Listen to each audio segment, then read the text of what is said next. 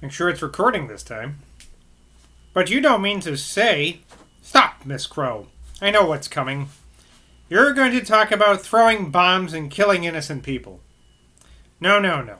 My mother didn't teach me how to throw bombs. What she taught me was what every woman knows in her heart, that all these man-made institutions only get in the way of real life and have nothing to do with it.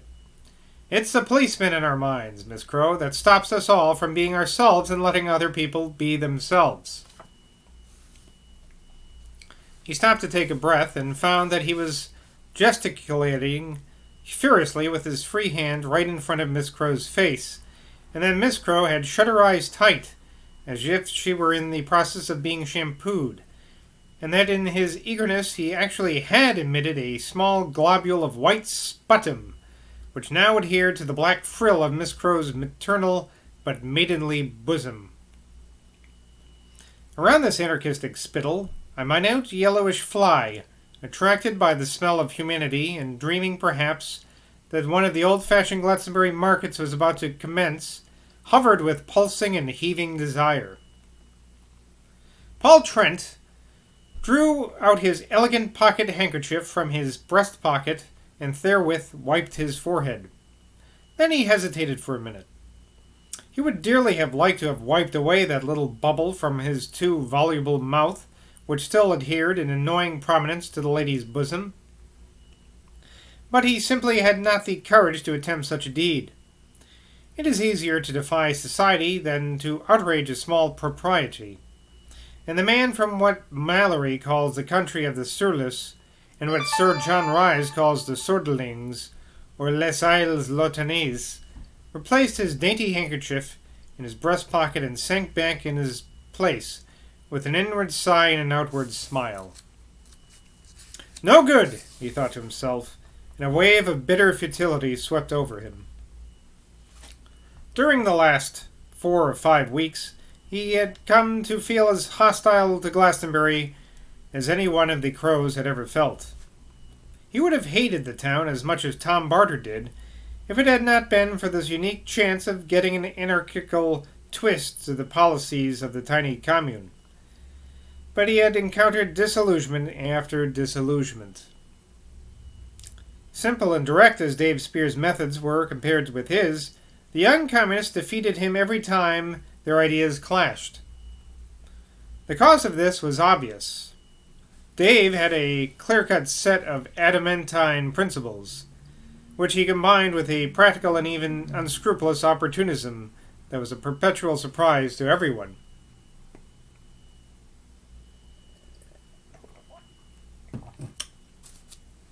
Thus, when the dictators of this microscopic state came to loggerheads, it was always the anarchist whose principles were vague and his practice unyielding, unbending, who were forced to yield, while the communist, whose principles were crystal clear and his practice malleable and flexible, carried the point. Had Paul Trent been more sympathetic to the mayor's mysticism, he might have won Mr. Geard over to his view. Had he been more personal to his destructiveness, he might have propitiated the emotional red and plotted with his help some catastrophic blow to Phillips Dye Works, or the tin mine, or bridge, or road. These wedges of capitalism in this cooperative community. But the truth was that Paul Trent, like the poet Shelley, was far too ideal in his instincts for his instincts to prevail. And in a world where liberty and independence and sweet responsibleness are forced to yield to fanaticism and dominating faith, it's true, his curious double nature, wherein his mother's masculine soul concealed to his father's effeminate body, divided his energy and confused his purpose. It was easier for him to outwit the Marquis of P than to turn Glastonbury into a voluntary association of free philosophers. As he now jumped up from Miss Crow's side, made his courtly Carthaginian obeisance, and cleared off, directing his steps towards the central offices of the commune, which were in the upper floors of the abbot's tribunal, he said to himself that his real difficulty was with the wayward and emotional nature of the Glastonbury natives themselves. And it's the same, he thought, with Spear and old Gerd. Yes, and even with the double-dyed fool Robinson. Our little society can deal easily enough with these pilgrims and visitors. We can grow rich upon them, and we can make them obey our rules or keep them out by our requisitions. It's the natives who'll break the things up when it is broken up, and I don't give it more than a couple of years at the best. Yes, it's the natives who'll ruin the whole thing. Thus he pondered. And to the same tune, and to the same moan, had Avallac'h and Arthur, Alfred and Edmund, Dustin and Edgar, Whiting and Monmouth, yes, and Mr. Recorder King, all pondered in the day and in their hour. He paused for a moment at the gate and tribunal.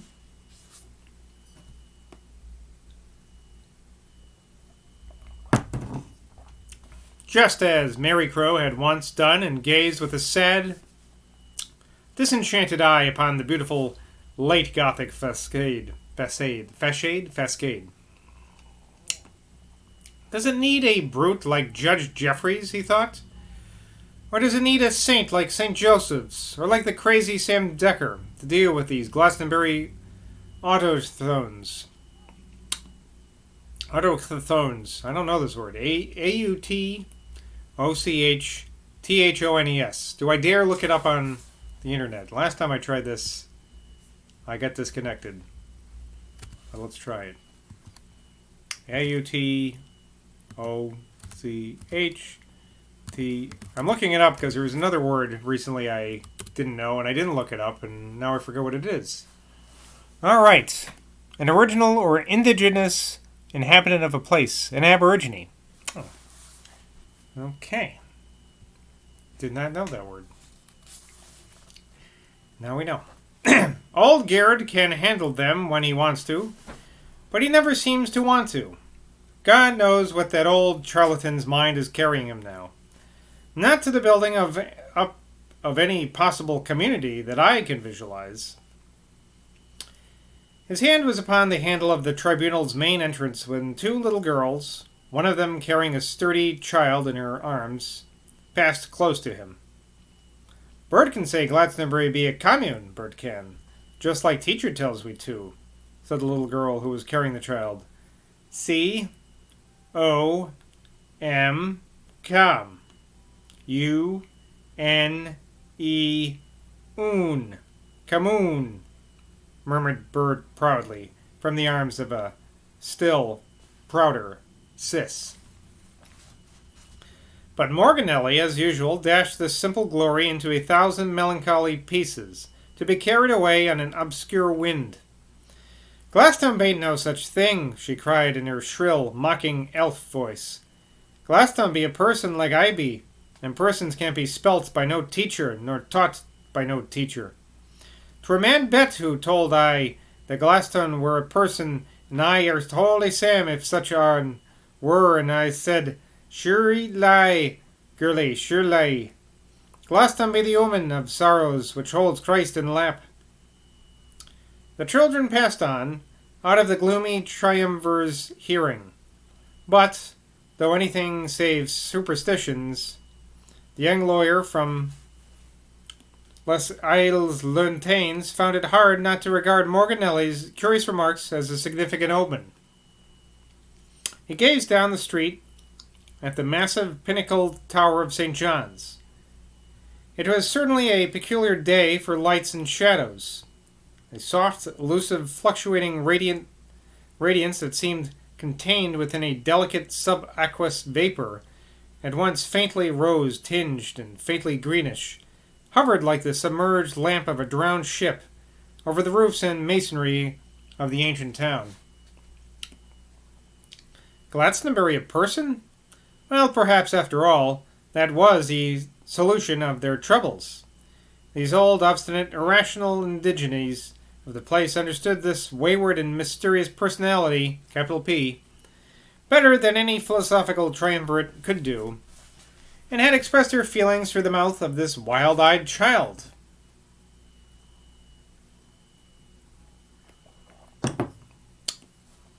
But if this was the solution, was not he, the man from Mallory's Surluce, nearer to the secret than the rest?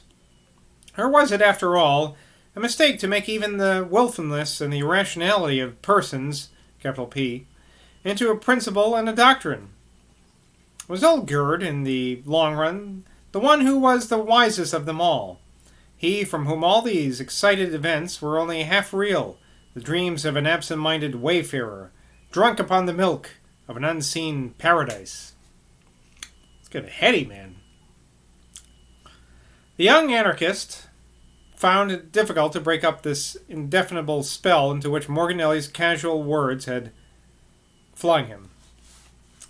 He knew so well the trim, prim, fussily orderly look of the communal offices above his head, where the depersonalized mind of his colleagues Dave dominated the very typing machines and the very postage stamps, making everything seem like those scissored patterns in paper, from which patient seamstresses cut their garments.